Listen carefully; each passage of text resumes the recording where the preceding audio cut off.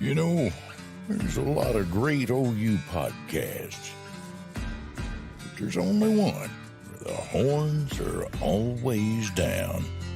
Ladies and gentlemen, this is the Horns Down Podcast. What's up, people? We are back for round two. This is a week 2 recap and a week 3 preview as well. Horns Down Podcast with your host, Chris Griffin, Chris with a K on Twitter. But also I have Chris Mason joining us once again to just kind of recap this game, this Houston game last night, and to kind of preview Houston and talk about more if we have time. So, Chris Mason, thank you for coming on to the show again. We talked last night. What are your thoughts now that we've had some time away from it? Do you still feel the same, or are you okay with it, or is there any excuses that you think that any plausible excuses that we can make for this team to try to figure it out, right? Well, we're starting our fourth team center. Okay. So if he was the first team center, he would have played last week, and we wouldn't have played a guy who apparently has a torn bicep in Garen Hatchett at center. So Josh Bates obviously is not the guy they want to start by any stretch of the imagination. So that's a big factor. It skewed the depth across the chart in terms of what's going on. So we're down our 3 primary flankers. That's killing the offense right now as well. I think we'd be a lot harder to defend in our passing game. It would be, and obviously Jackson Arnold was supposed to have a veteran wide receiver core to support him. So that's obviously playing a bigger factor than I think most of us really kind of anticipated. We kind of saw the wide receiver room and saw the depth there, but didn't realize we'd have Jalil Farouk for one play. Andrew Anthony's not really back yet, and we've not seen the elusive Nick Anderson in the Sooner jersey yet. And Jaden Gibson has also been hurt. So really our top 4 returning wide receivers are, we've lost 2 of them for the season, and the other 2 are, one of them hasn't made an appearance and the other one is hurt. So I dare you to find any football team in America that can really absorb that kind of hit. We're also down our starting right tackle. So yeah, do I think there's a chance that Nick Anderson, a healthy Andrel, a worked up, ready to play Andrel Anthony, Branson Hickman, and a healthy Jake Taylor make a difference for this offense and make a difference for Jackson Arnold? I think you'd be silly to suggest otherwise. Obviously, they are starters. We're playing backups left and right, and it's showing. There were a couple, obviously, on the we're close kind of conversation. Obviously, the Bowers Sharp, he dropped that pass on that series right before the half. If we convert that first down, I think we punched that ball in the end zone, and 21-3 is very different than 14-3. And I don't think Houston has the time to pick up a field goal drive at the end of the half. Also, Chris, after the interception, I believe it was after the interception, they schemed a really nice play to get the ball to Bowers Sharp again, but Jackson Arnold's pass was deflected by a defensive lineman. Sharp moved across the formation, he was wide open. If Jackson could have gotten the ball to him, he walks into the end zone probably, or at least gets us into the, probably been first and goal at some point because he was wide open. The missed field goal was obviously kind of a killer. In terms of just momentum, Robert Spears-Jennings made that fantastic play to get the interception. Kind of a make-up play for him giving up the big touchdown pass. Or I don't know if it was him or if it was on the cornerback. Obviously, we'd have to know the calls from Brent specifically for that. So, there were some signs, but it's just my biggest concern, I think, Chris, at this point is is Latrell finding ways to. It was obvious Arnold was having some happy feet in the first half and was missing guys, and then Latrell came out the second half, and the first drive was okay, but I don't know why he was pushing the ball downfield as much when Arnold was just off throwing deep that day. So I'm just a little concerned about the flow and the rhythm of the offense and Latrell reading the room and reading what his quarterback needs to rebuild his confidence. So I think that's my biggest concern. The offensive line is obviously going to be in flux, for the first half of this season until they can find 5 guys they trust. I do think Logan Howland played pretty well when he was putting the game at left tackle. I think that's what you need to do at left tackle. Just leave him at left tackle. And if you can find a guard, I think if Sexton can play right tackle, I think that's your longer term answer. But they did play. They did play some of the young guards, but I'm just hoping that if Hickman or Everett is able to stabilize the center position, I don't think Garen Hatchett can do it. I mean, I'm not a medical guy, but Chris, torn biceps are usually season killers in the NFL, as I understand it. Yeah, pretty much. Pretty much. So I don't know how Garrett played last week. And I don't know what his availability will be like to take over left guard. So I'd like to see Eddie Pierre-Louis or Ozetta getting more playing time. I think they played Eugene Brooks a little bit at right guard. I think that's what somebody told me. It was hard to pick that up on a replay. So I think it's bad, but you make a couple plays here or there. You do some more consistent things. I think you got to ride with the hot hand in Javonte Barnes at running back. I don't think you got to put him and Tatum. Tatum obviously blew an assignment which led to a sack on a first down, which wasn't great. But yeah, I'm still very positive on the defense. I do wish our defensive ends were getting a little more statistical impact. Yeah. Kind of getting overshadowed by the interior line and the linebackers. So I guess you can't just be dominant everywhere. But overall, yeah, I'm still very worried about Tulane and still very worried about this team's ability to go through SEC play and notch up some wins. I mean, the defense will, I think, keep us in every game except for, I would say Bama and Ole Miss right now look like they're probably the Missouri. I don't know how to read this. Missouri's not played anybody. Well, I don't know. I don't know. I see. That's the problem right there. Is that I now, Mr. Mason, respectfully, I have to disagree simply because the fact of the matter is that everybody has looked bad out these 2 weeks. Now, excuse me. Not everyone. Not gonna say everybody, but most of everybody has looked just as bad. Hell, we played an identical game to Bama last night. Now, granted, Bama ended up blowing them out, but regardless, they scored 2 late touchdowns. I mean, they padded the score. I mean, the problem is 2 teams on our schedule. Yeah. 3 teams on our schedule have had 2 of them haven't played anybody. But Texas beat up Michigan, and we don't know what that means, but they look good doing it. Uh-huh. Missouri and Ole Miss, Missouri, and Tennessee are all throwing points up on the board. See, Tennessee beat up NC State. I don't know if that means anything, but it's.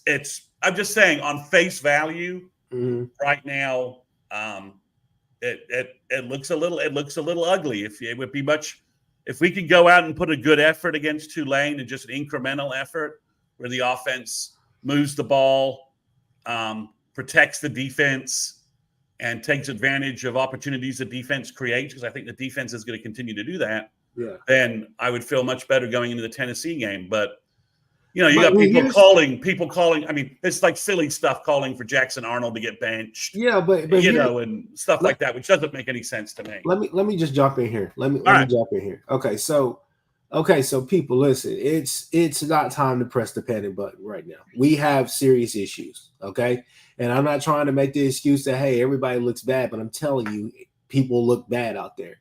We've seen this before. We got what's his face, Nash or whatever his name is. He's on Twitter talking about Georgia is their only remaining competition on their schedule and all the rest of this stuff. We've seen this story play out before. They played yet again another team that doesn't have a quarterback or has a young quarterback, right? That are trying to work in. That's the benefit. They did this against Bama last year, and then they told us how bad they were going to beat us. And then what do? We went and beat them. At the end of the day, OU is going to be fine in my opinion. I think that we got to get healthy. We have to get healthy. Offensively, does Nick Anderson make you that much better? I think he does. But at the end of the day, I think that what needs to happen is that Latrell and that quarterback room, they need to have a heart-to-heart and figure some things out pretty quickly, because offensive line play was not up to necessarily the standard, but it was good enough last night for you to put up numbers if you wanted to, because a lot of plays were there. There were a bunch of deep balls, a lot of accuracy, a lot of issues with accuracy, different things like that. But we have stuff to fix. We have stuff to get fixed fast. He missed a bunch of easy checkdowns. Easy checkdowns as well. Checkdowns as well. I was talking to Jay from Unfair Sports today. Me and him were texting back and forth, and you know, I'll just basically just quote what he said. He said, "Hey man," he said, Burks, Roberts, Sharp, all of them, they're sitting there with they're doing little sticks and curls basically, and they're open and nobody's within 6-7 yards of them, and they can go and move. Whenever he was dumping the ball down and doing it and finding his checkdowns, we were perfectly fine. However, the fact of the matter is, people, is that we're 2 games into the season. We are far from a complete team. I don't think we're a bad team. We are a team that is trying to figure out how to play complementary football. I think our defense is going to keep us in the game a whole bunch, but offensively things have to click. I keep going back and forth on Latrell because I feel like, wait a minute, 1 second. We got Mike the Legend, we got Sooners Legend in here with us today. But how's it going, gentlemen? What's up? But for me, I go back and forth on Latrell play calling, because I feel like the play calling is actually pretty damn good. It's just piss poor execution. So I mean, I kind of go back and forth, people, as far as what is really going on out there, because like I said, the offensive line still wasn't great last night. I'm not even talking about the injuries or people that need to be back or whatever the case may be, but it was good enough. There was good enough play last night from the offensive line for you to go out there and put up a lot of numbers, at least through the air. You just had piss poor execution. That's something that has to fix itself. Jackson Arnold is still young. We can't use that excuse for forever. We got a really good opponent that's coming in next week. I am not scared of them at all, because as good as they looked in that game, they played against. I mean, I don't think that's one of the better climbing teams that I've seen in a while. I don't know. And climbing always rolls out an egg early season. I mean, yeah, K-State always loses. You know, I mean, the K-State team will lose to North Dakota State and then come to Norman and beat OU. That's a K-State climbing kind of tradition. So I'm with you.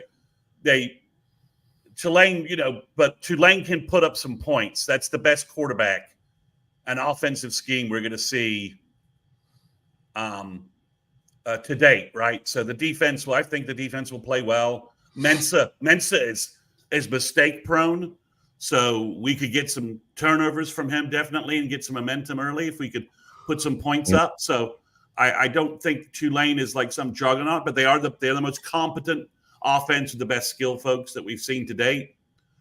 That's scary just because our offense is not clicking consistently, putting drives together. From that standpoint, I agree with you though. There was just a lot left on the field last night. Just some things were very, very close to putting this into a respectable kind of game in terms of something like it could have easily if you could have just clicked a little bit, you can. That first drive of the second half was going places until Jackson threw that just bizarre pick. Yeah, really. I mean, he could have checked down to there was two other guys wide open on the left. Could have ran with just anything. Just throw the ball away, live for another down. It was just, you had various momentum moments where you could have re-grabbed some momentum, and I think our defense would have forced Houston to press. Houston got to be really conservative, right? Because they just didn't want to make a mistake. They just ran the ball, ran clock, and kept their defense rested. And they just, in the second half, they were just basically, after they got the big play, they were like, well, let's just play slow enough and maybe OU will make a mistake and we can force something. So it was bizarre from that aspect. But yeah, you've got to again, the wide receiver thing, I think, is the biggest thing throwing off Arnold. yeah. You've got Thompson, Reagans, and Burks out there. It's a ridiculous three wide receiver group. They did move. I think they put Kearney in a little bit. I didn't see Carey on that much. Bagman might be right. This could be a game 2 thing with Venables. I don't know why. I don't know. Well, I mean, it's the opposite of the Switzerism. You're better, game 1 and game 2 is when you make your biggest improvements. But Penn State was terrible. Last year, SMU was nip tuck, really. And that was a good SMU team.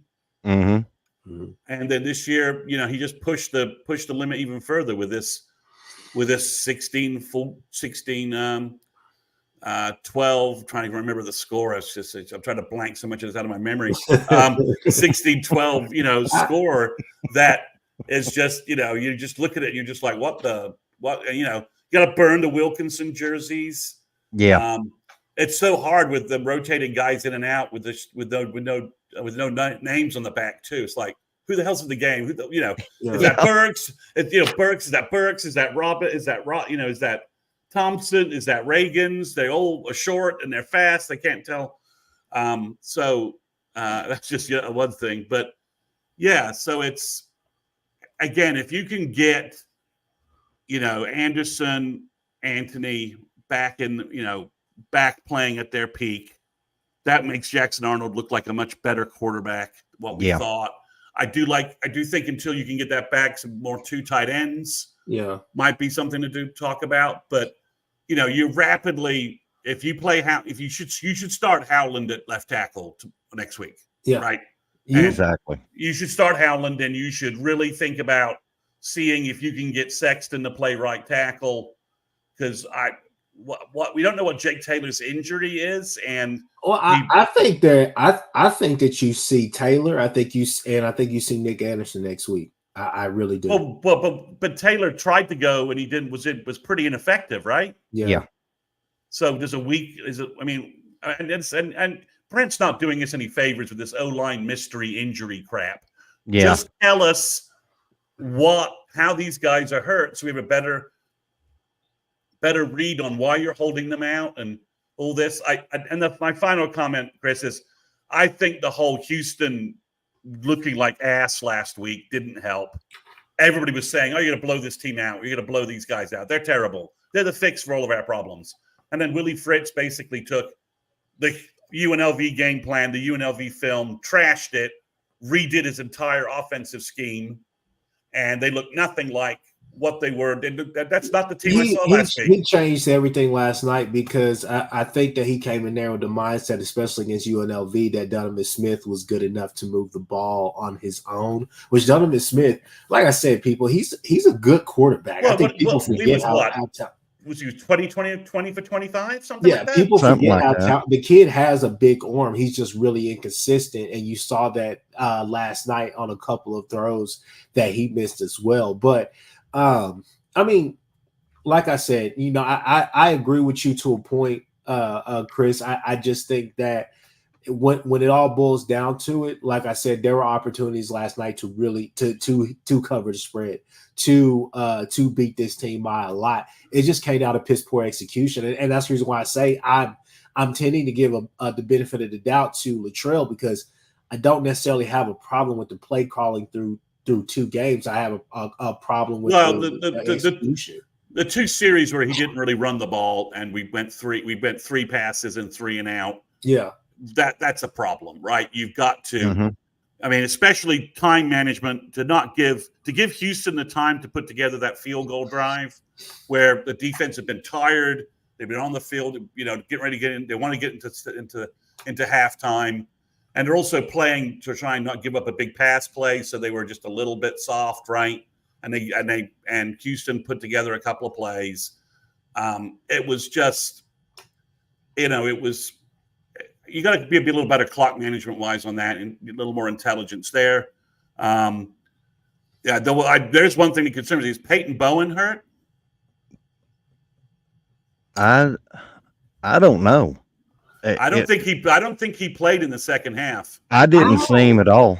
And that may be just a thing of, it wasn't like he was playing bad, but I don't know. That I kind of wondered it as well. It's not like he was doing worse. It's not like Bowman was, doing any. I mean, Bowman almost. I mean, that last punt he got, punt return to God. I mean, I'm like, geez. I mean, what was going? Was there like a reverse wind vortex thing going on punt returning last night? I mean, it's like, yeah, it was bizarre, but yeah, I mean, it's everybody took other than the safe, the bomb was bad. The TD they gave up was bad. So other than that, the defense was, so solid. But special teams, everybody other than Elzinga, everybody took a turn, cramping the bed. On offense, it was just like one person breaking down. Every just that typical 4 guys doing the right thing, one guy not doing the right thing. So yeah, it's and Arnold just had a baffling game. It's the worst game. I remember from a QB. I mean, we're talking like Trevor Knight kind of territory. Some of the stinkers TK rolled out in 2014. Rattler in 2021. He got the Nebraska game, some of those early games against West Virginia where he didn't play very well. I want to mention this comment right here from Bagman. He said, "I'd love for Beaton Bow to get the O-line ready eventually too. This O-line hokey pokey every year isn't going to cut it. Forgive Latrell for the play calling. It's the players that need to execute." So just to kind of unpack that, first off, we all know that Beaton Bow loves to come out there and try to figure out what is going to be the lineup around that game that we need to be really, really serious and engaged and locked and ready for. Coming into the season, I was the biggest one. I was the only one out of a lot of my podcast buddies who were screaming for the fact that, hey, Beaton Bow, we are now in the SEC. We can't afford that. Like I want to see us transition out of that mindset of I'm okay. I'm not necessarily opposed to Beaton Bow rolling out with the 5 that gel the best together, not just the most talented 5, right? But at the end of the day, we have to know what that 5 is to begin the season to get that rhythm going so these guys can play together. Of course, there may be 1 or 2 shuffles that you have to make or whatever the case may be, but it shouldn't be the entire O-line where you're shifting those guys and making them, do all these things, especially when you have this much talent in that room, in my opinion, especially the younger guys. But it's SEC time, and SEC is not just when we start playing Tennessee. That's the entire year. That's an entire season. We need to be an elite team. We need to get the ball rolling from the get-go. Now, again, I understand we have those injuries, but it's just a transition in philosophy and mindset, in my opinion. Now, on the other half of this, Bagman said, he basically agreed with me about Latrell's play calling. It's just players got to execute, which they do. I mean, you pointed it out, Chris Mason. At the end of the day, that Bauer Sharp, when he's spinning, whatever the case may be, I'd rather Bauer Sharp lower his shoulder or whatever the case may be and land with the ball. I don't know how that came undone, whatever the case may be. That became that basically was a rule that incomplete pay, but that's something that's a drive killer. That's something that is 1 play, 2 plays like that give Jackson the confidence to go and make the next throws, right? He threw a beautiful ball to Brendan Thompson on that crosser, and then boom, pick the next play. You get what I'm saying? It's inconsistencies that we see with this offense. As far as I think Stephen G pointed out last week when we were talking about the run game with Temple. Stephen G and a couple of guys in the comments or in the live chat, they were saying, hey, one thing to notice about our run game is really one play with a couple of variations. So there wasn't really anything outside of that. Later on in that Temple game, you saw them do a bunch of outside run, which you kind of wondering, hey, Latrell, like, why are we not doing the outside run? And another thing, I think that I don't know what's going on with Sawchuk right now, unless they're just saving him or whatnot. But if you're not going to give him snaps or whatever, I feel like that rotation needs to be tightened up to where your three main guys are going to be Tatum, Sawchuk, and Barnes. Okay. Right now, Barnes is playing his ass off. It's not great, but it'll do for right now, I guess, if you want to say that.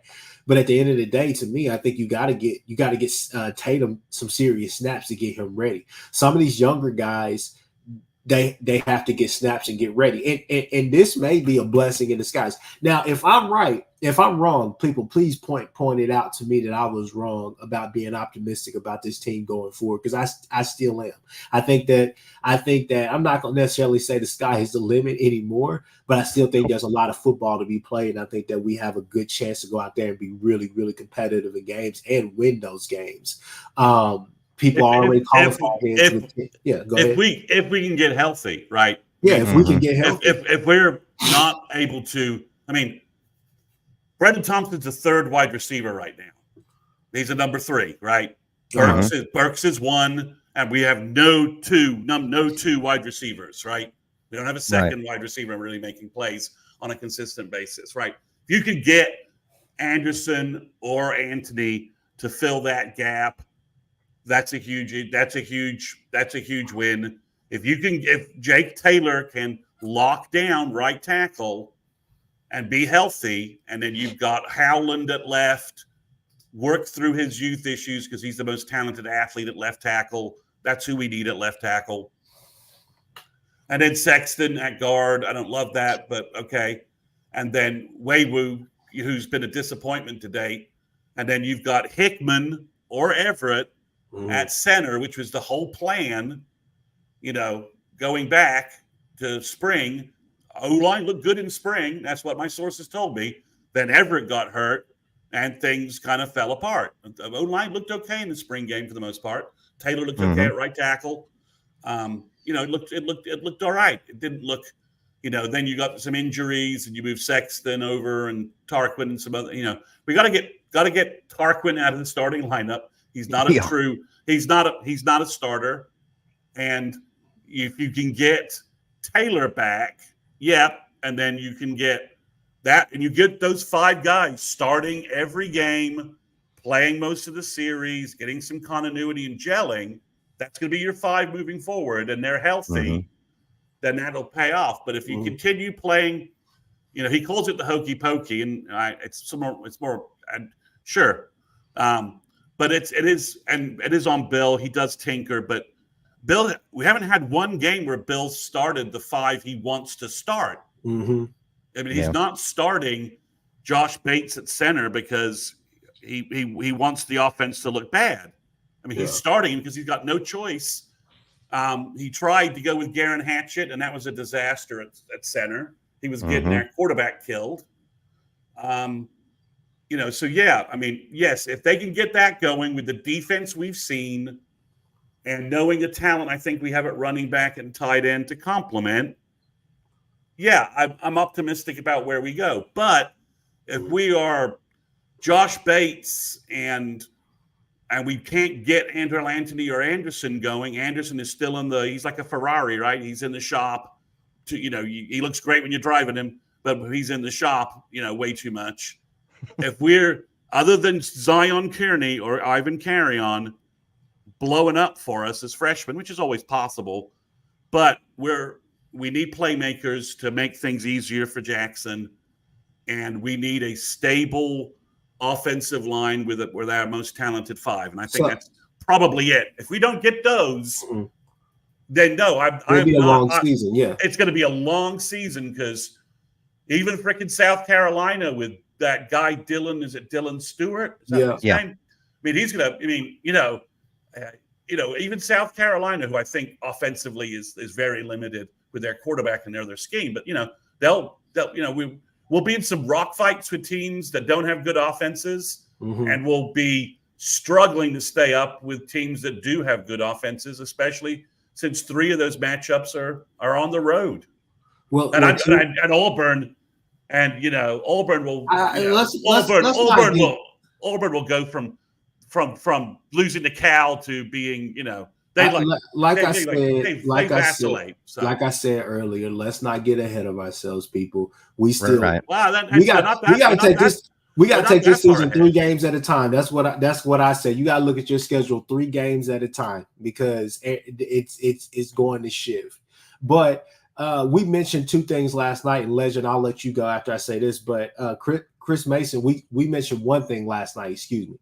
We mentioned one thing last night that we would love to see, and we think it would help the offense passing wise and running wise, was if you were in heavy personnel.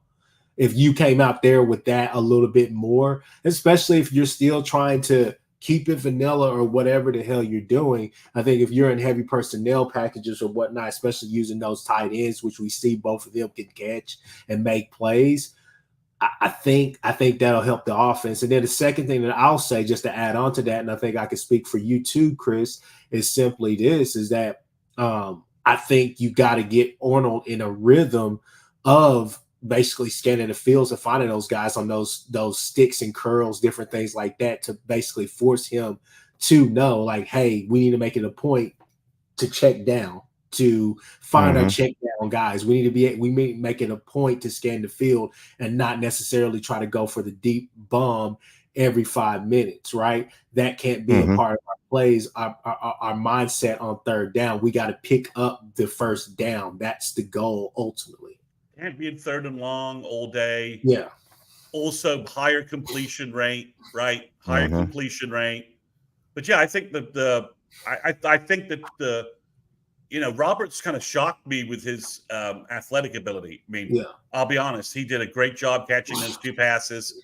He got good yardage after that one play. I think Arnold does see the middle of the field. We're no longer in the Dylan Gabriel where the middle of the field is you can't see it, so he keeps missing guys. Arnold does see guys in the middle, so work the whole field.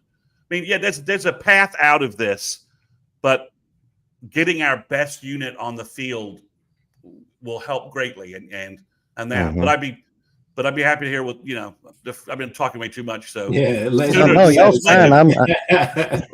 what do you think? What's another opinion of this on this? Well, as far as Jackson goes, and I know the chat will probably think I'm crazy, but it seems like the confidence ain't there yet.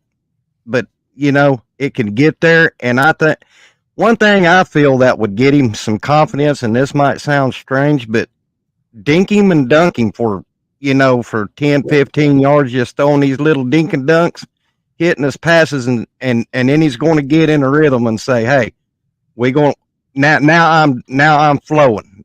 Now the ebb of the game is going my way. It's little things like that will boost his confidence.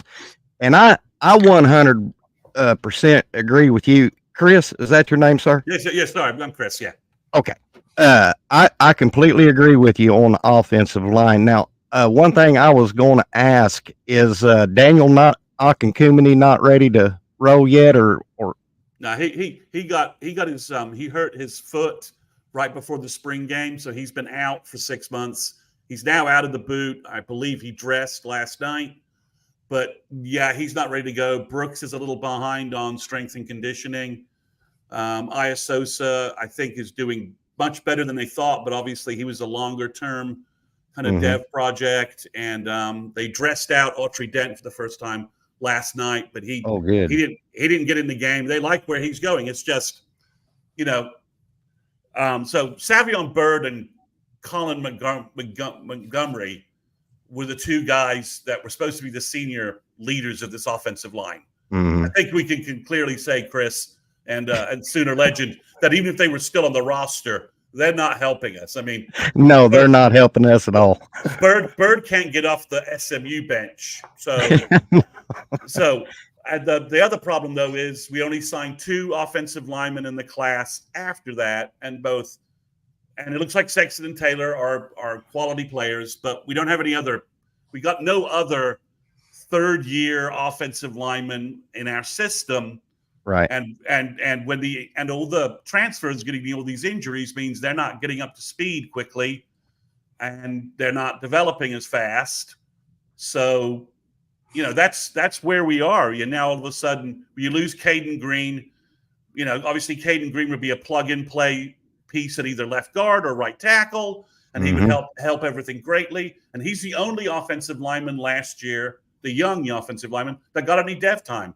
Bates redshirted, Howland redshirted, and Ozetta did. And both Howland and Ozetta enrolled late. They didn't come in for spring. We've got more offensive linemen in this year, which was great. But the one guy we really needed to enroll early, Eddie Pierre-Louis, couldn't enroll early because his Catholic high school, just like Howland's Academy, just like Bishop Gorman, they don't have a path for them to graduate early. So we're stuck with all the pieces not quite being there. I mean, if Garen Hatchett hadn't torn his bicep, he's starting at left guard or he's starting at center, and everything else is more or less falling together.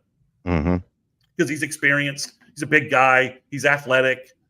The fact he was even able to do what he did do one-armed in the Temple game was pretty amazing. Like, okay, he shouldn't even be playing. He shouldn't be out there at all. And the fact he was even able to do anything was sort of amazing, since I think he was snapping with his arm that was messed up. So it just doesn't make any.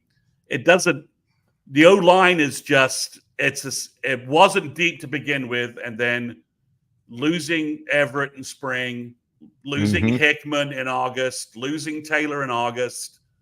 And then even Bates is banged up, so he hasn't been practicing as much. He needs every practice rep he can get. Even he's not been practicing because he's been banged up. Yeah.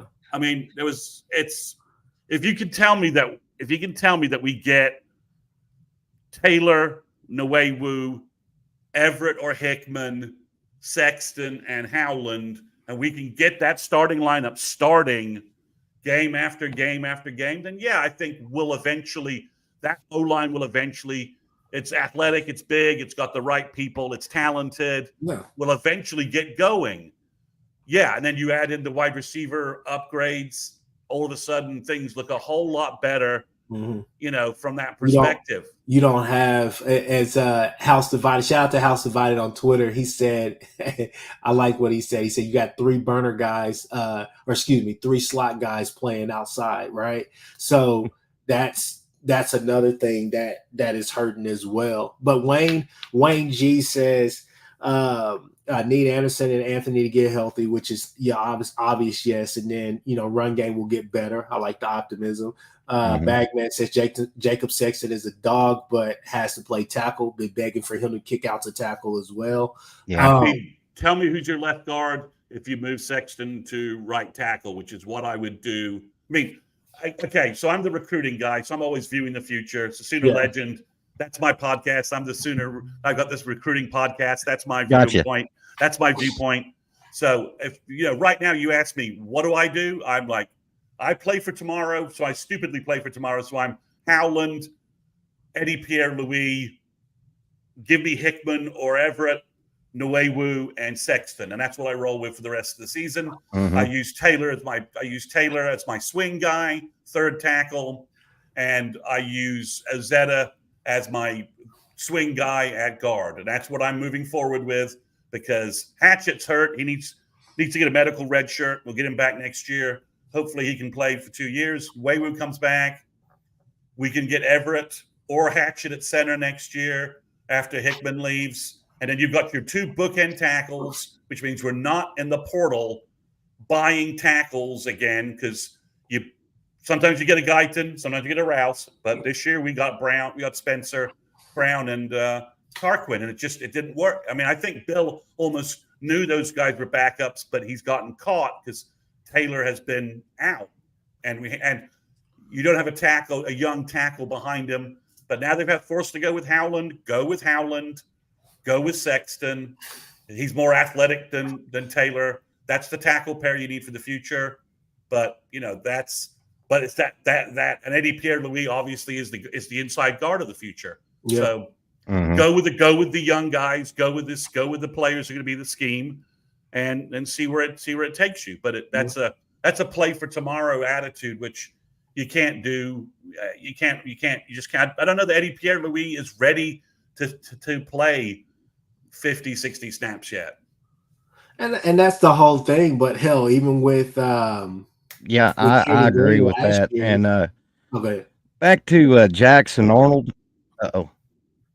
Oh, okay. I'm still on. Back to the Jackson Arnold thing, and then I'll back out for a little bit. We are so spoiled to quarterbacks at OU. Yeah, Baker, right? Kyler. And Sam, people's Jason. got to pump the brakes a little bit about Jackson because with all of them, Sam, Jason, Josh, we can go down the line, but people need to pump the brakes on Jackson a little bit because he's still showing his inexperience, only in a second game.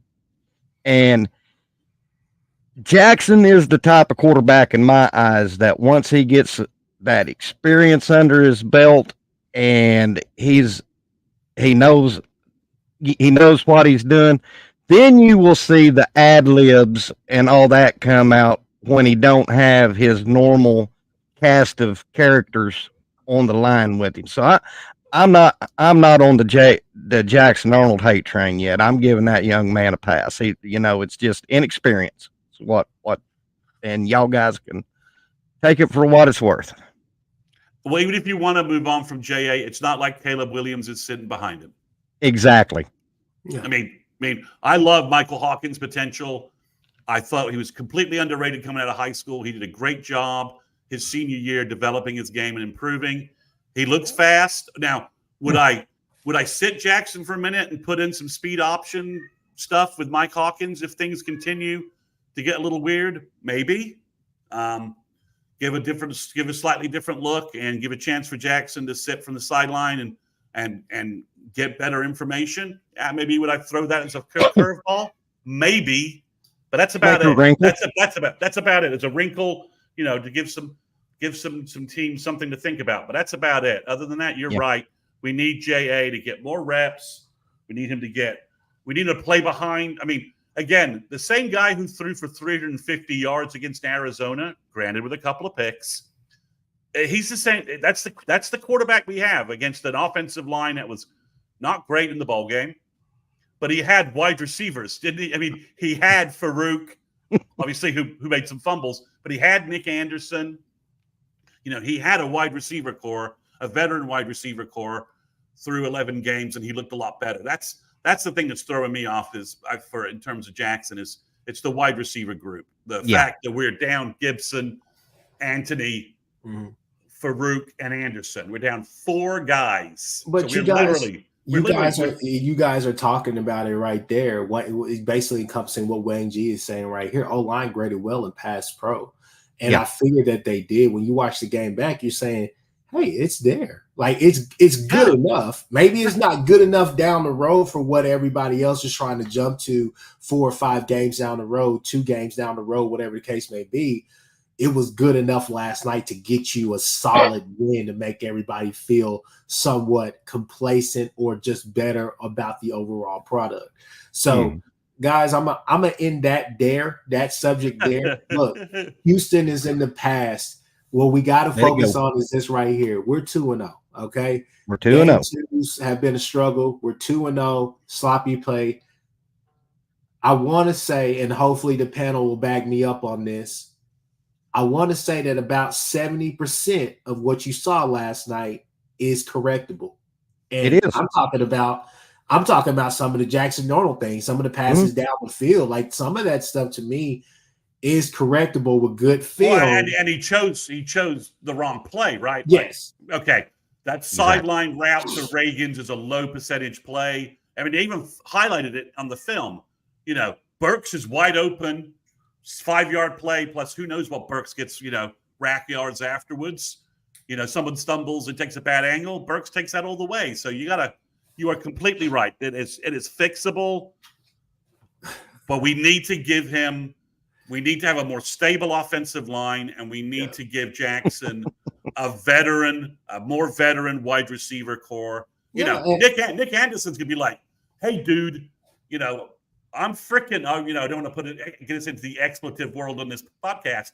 Needs to go up to Nick Anderson would go up to his young quarterback and say, I'm wide freaking open.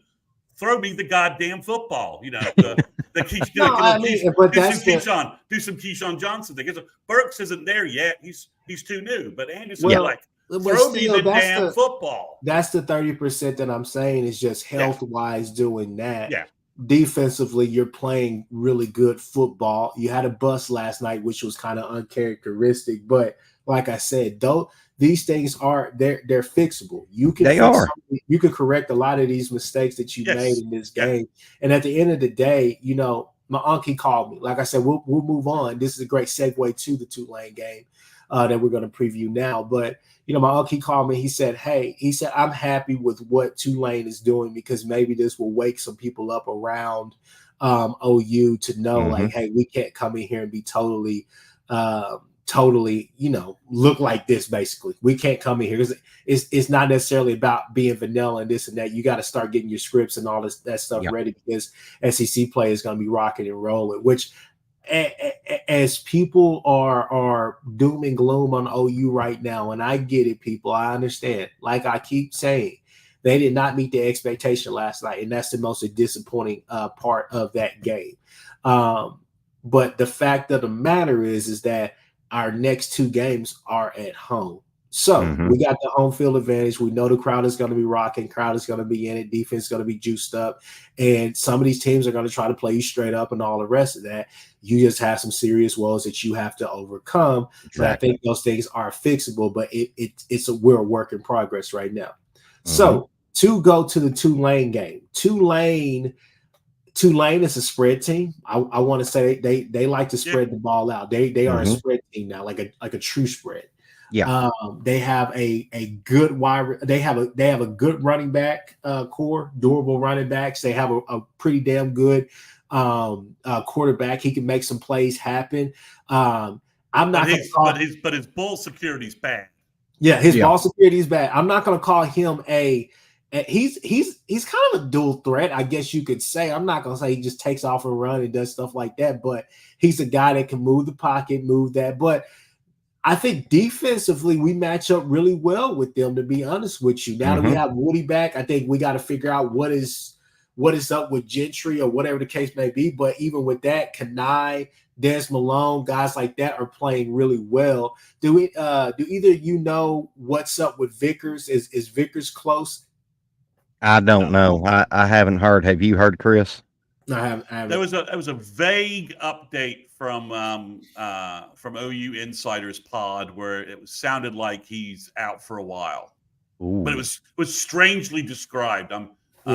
Like it was a strange description. Like maybe it was a strange. I'll leave it at that. It wasn't very.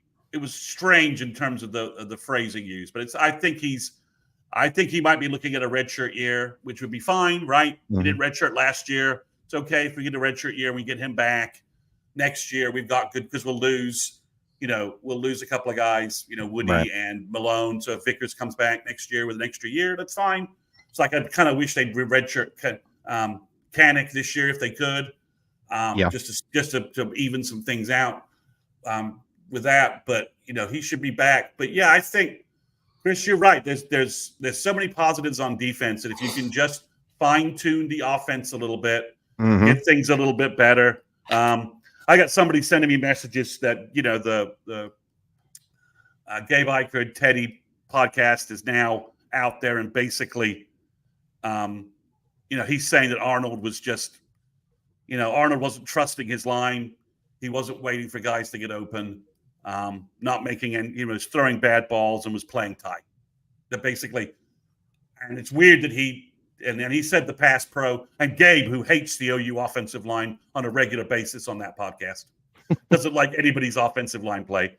He said the pass pro wasn't horrible, which is almost like a huge compliment from him. Yeah, the pass pro was not bad. I think offensively this game, seeing the way that they want to play, because they like to play close. They like to play close to the ball. They like to have those linebackers kind of hawking that line. And at sometimes when you watch the game, Chris, did you? I'm trying to pick up more of this scheme play and everything and stuff, and be more about the schematics of things, right? It looked like they were very multiple on defense. Like you would see kind of a mix, like a 4-2-5 almost is kind of their. I would say 4-2-5. Yeah, you would see like a 4-3. You would see, you didn't see as much 3-4 or anything like that, but you saw them being very multiple on defense against K-State at times. And they were blitzing a lot. Yeah, I mean they were gambling heavily. Like we're not going to let K-State grind us down. And once Avery Johnson started hitting some big passing plays, things sort of opened up for them. But they were blitzing a lot. They were obviously focused on trying to make sure the K-State running attack didn't grind them down, because they were, Giddens had a good day, but he had some big runs setting that up. But they were, K-State was down big early. I mean, they really came. I mean, it was 24-17 and it was 34. It was 24. There's a 14-point swing because of a fumble return for a touchdown. Yeah, that was huge in that game. So yeah, Tulane, they kind of ran out of gas in the second half defensively. So if OU can keep the pressure on, I think in the second half, OU could, if their defense is doing a good job with Mensa and limiting Tulane's opportunities. I don't think they've got a lot of depth in terms of they ran out of gas in that game a little bit. I mean, K-State just sort of started scoring whenever they wanted to. Yeah. So to get back in that game in the second half. So yeah, I think Tulane, it's offensively where they worry me more, because I think defense, if we can put out a good offensive scheme, we can put up 30 points. Yeah. What worries me a little bit is Mensa. He can throw the ball, he can throw the rock, and we haven't really seen a quarterback because Houston, they dialed back their passing game a little bit, to give them a lot of checkdowns for Donovan and that. So it's Mensa's playmaking ability that worries me a little bit, just because, the defense gave up that one big play, and if Mensa's throwing that was a bust. That was on It was. What he saw in the background, I still have no idea. And they even showed basically they had all 22 all 22 film for you right there available. They were showing you like the play while he was doing that. As BV said, he played quarters actually, playing the cover too. So I'm still not necessarily sure how that bust happened, but I think that's correct. Can I tell you, Chris? Huh? Can I tell you? Go ahead. About the bust? Go ahead. And I owe this to our good friend Jay from Unfair Sports. A play before that's when we got that PI that shouldn't have been.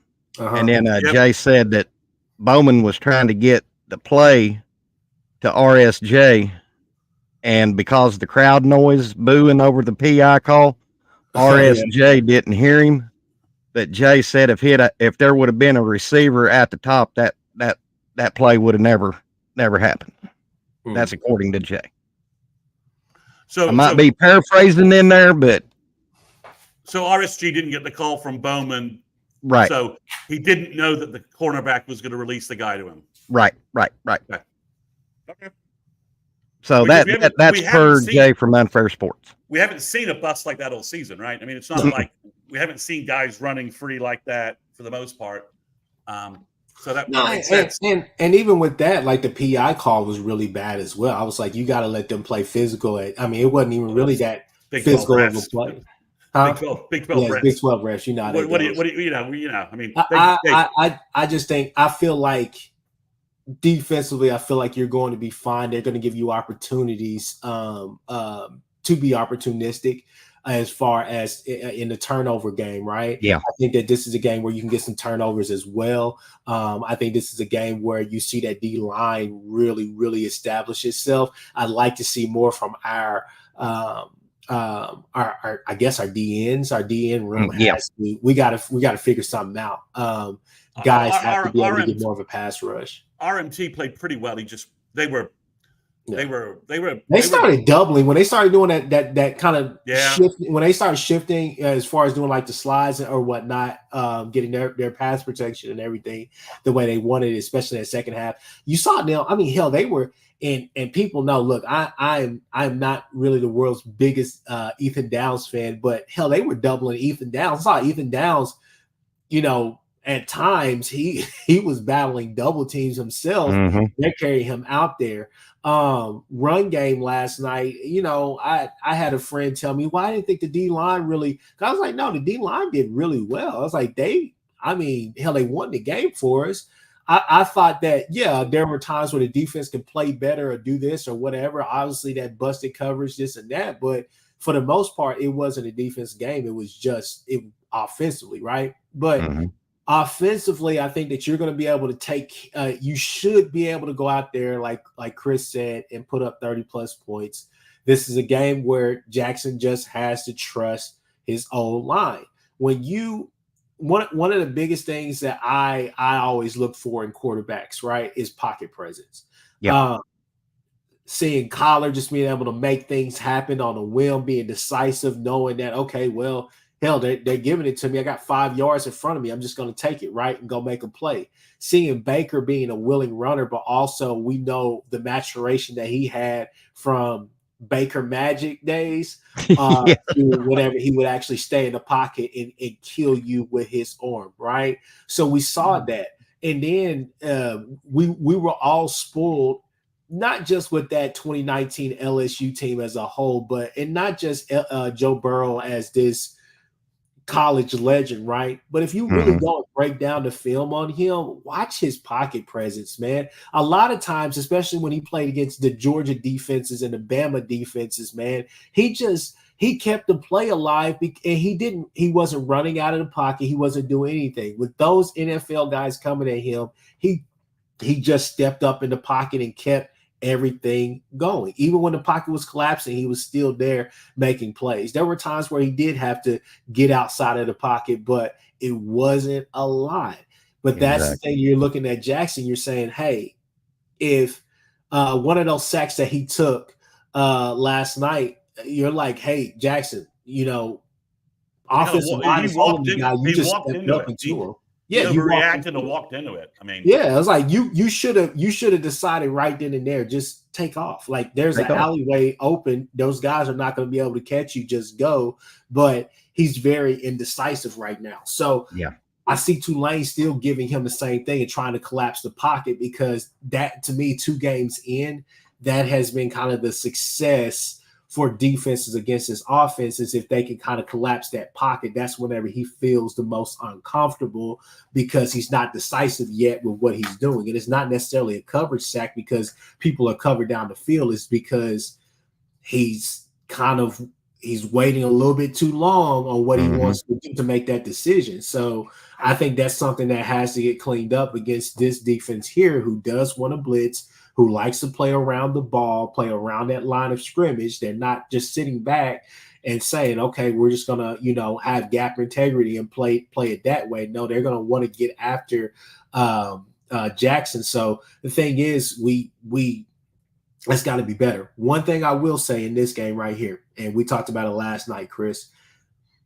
we cannot, and this is the only thing that I will take away from Latrell right now.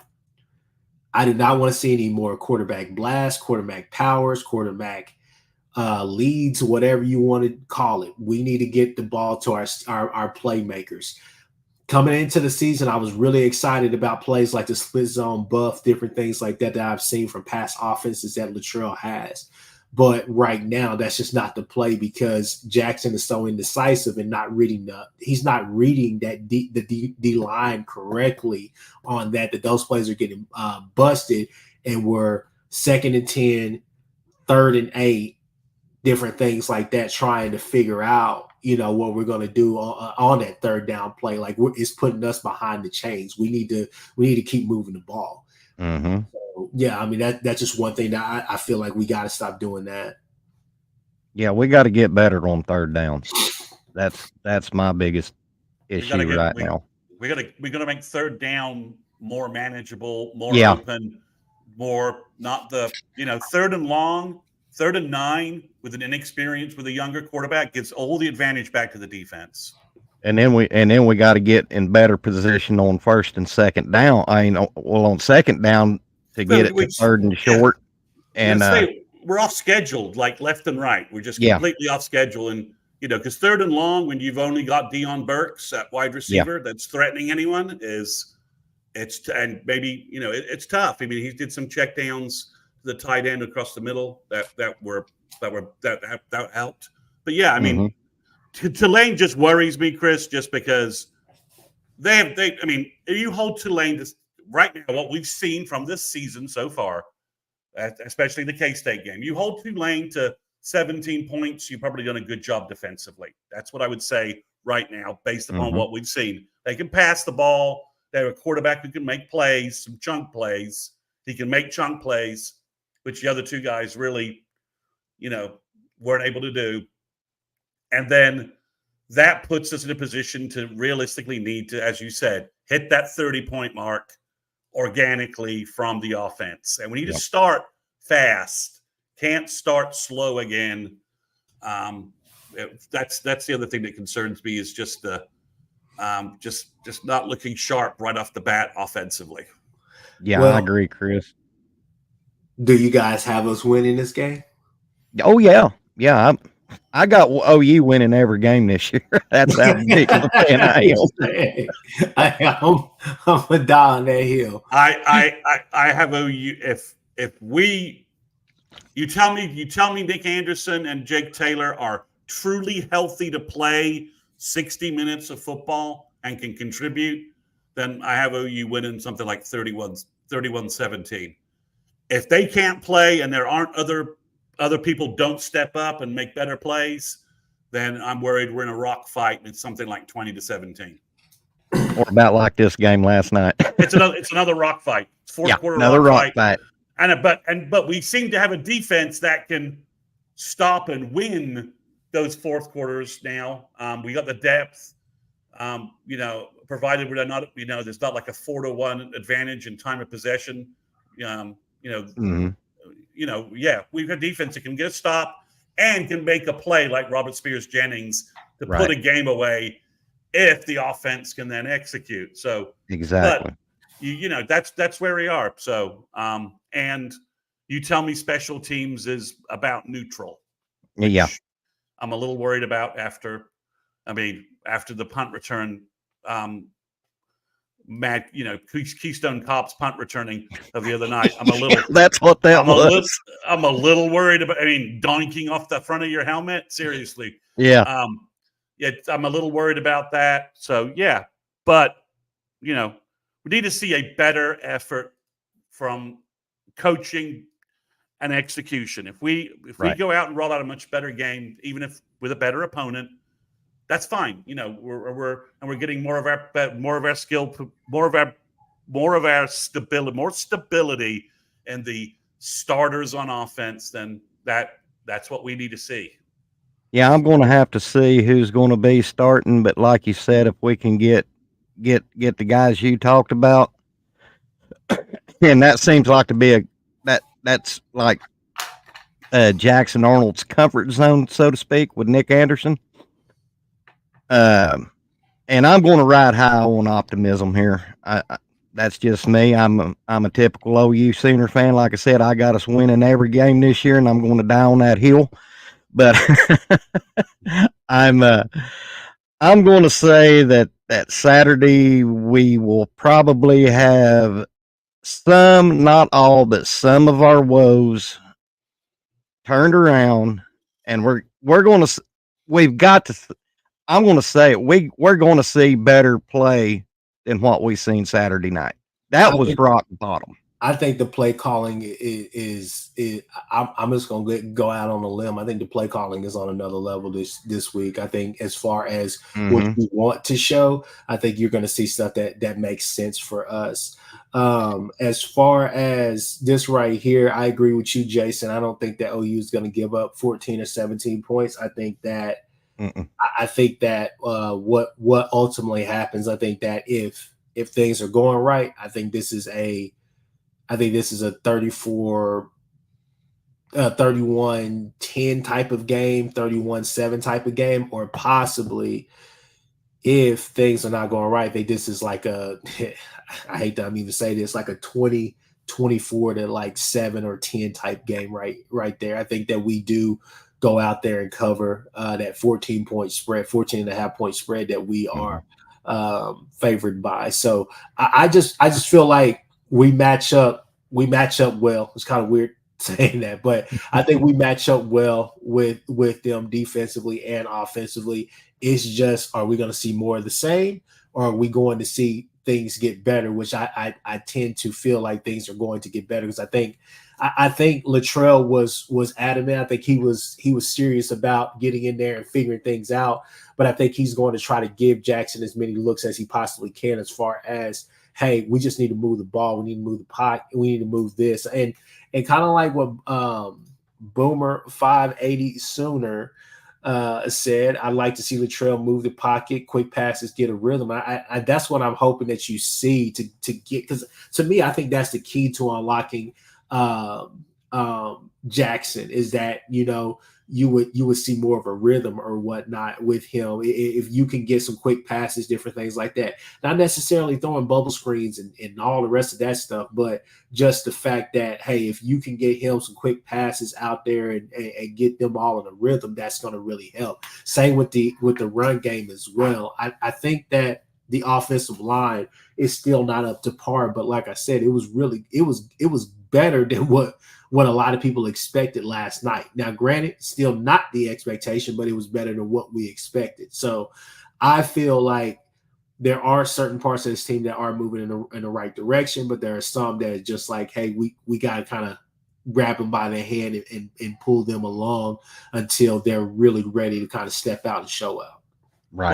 One last thing I'll say about Tulane, again, to repeat a little bit, is their quarterback will give the ball up. Our ball hawking secondary could have a big day.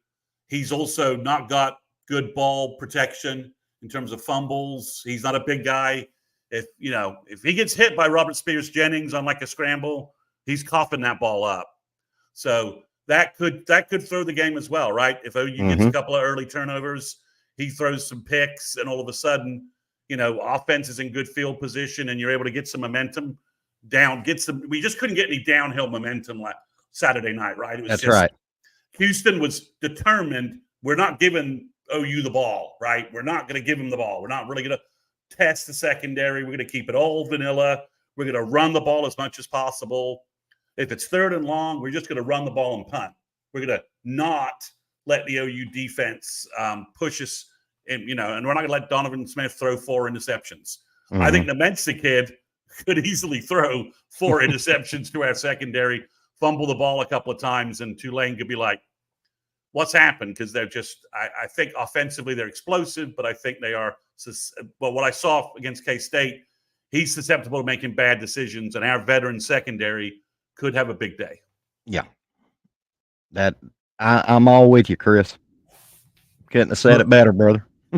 We gotta there's a lot of improvement that needs to be made. 2 games into the season, there's still 10 games left, people, and maybe more, right? The thing is that we've been here a couple of times. We were here last year, same way, 2-0. We weren't necessarily impressed with this, but then we caught a wave, man. We hit a stride. We hit a stride until we met O State in Kansas last year, which is still crazy to say. But regardless, y'all, we started this way, right? And the other teams look really good, this and that. But we started slow, but we finished pretty strong, I want to say. One last thing, Chris, did you see any of DG against Oregon's game? I did stay up and watch a bunch of that. More the same. Mm-hmm. Yeah, I mean I'm just laughing that the announcer's like, he just so many big plays downfield, we just not hitting executing on them. Like, yeah, well, we know how that goes. So We heard that song before. Yeah, they were lucky. I mean, they've stumbled through 2 games as well with much more returning talent. So, And my last point, and we'll end it here, is this right here. In a way, this truly could be a blessing in disguise because there's no other team. There is no other team like a pissed off OU team. No, people are not. When people are not pat, I don't want the team that's ranked number 4 in the nation or whatever the case may be. I want the team that has to climb and do a little bit of work because that's whenever they play their best. And if you look at the temperament of a Latrell, of a BV in those press conferences, held post game little interview that he did on the field for ESPN, I can tell you now these practices this week are going to be a little bit hellacious as much as they can, trying not to injure people. Exactly. That's hey, yeah, it's going to be to a point. The point is going to get across people. But like I said, the most disappointing thing about any OU loss, about any OU game like you saw last night, even though it was a win, is just the fact that they didn't necessarily reach or meet the expectation that we have, the standard, right? The standard is the best. So the thing is that people look, we got another game, another week to work things out before we enter conference play. So I think that guys just kind of take a chill pill and let's just wait and see. I think next week, if we go out there and handle business against Tulane and do what we need to do, I think that should stabilize some of the talk until we get to Tennessee and actually see how do we match up against these SEC teams, right? But again, I feel confident. I feel good. Winning is hard, and sometimes you look bad while you're winning, right? But a lot of teams have. So this 12-game playoff, right? The 12-game playoff, the new running clock rule, all the rest of this stuff, these different things have changed the game, people. Okay, possessions and all the rest of that stuff, positioning as far as rankings and all the rest of that stuff, a lot of stuff, the narratives have all changed. So you have a lot of leeway in your schedule as well to maybe drop a game or so, but you also have to remember that you realize this 12-game playoff thing has changed the shape, the landscape of college football, and you will see that throughout the year. But a lot of teams have to get better, and unfortunately, we're one of those teams right now. But I don't want to peak in September. I'd rather be peaking around November. Right? Yeah, well, November. Yeah. I mean, it's exactly. So it's, again, we didn't write a $1.5 million check last night to lose. That's right.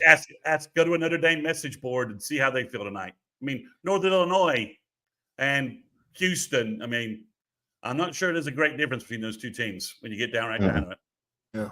And Chris, I'm going to add on to you about the fans' expectations of OU. It's not only expectations, but we know the potential in these players that BV has, and when you're not seeing them hit their living up to their potential, that it's kind of frustrating. No, I agree. Say Sony Cowboy says, yeah, if JA hits the check downs, probably offense, the offense probably gets going. Yeah. No, I agree. But people, look, we've been on here for about an hour or so. I'll probably be back sometime this week or whatnot to do even more like Tulane stuff and just try to get the spirits up. People, we're not down, we're not out, we're 2-0. That's the main thing. Keep the main thing the main thing. I know I'm giving that coach speak. I know I'm giving that BV speak. But seriously, we're 2-0.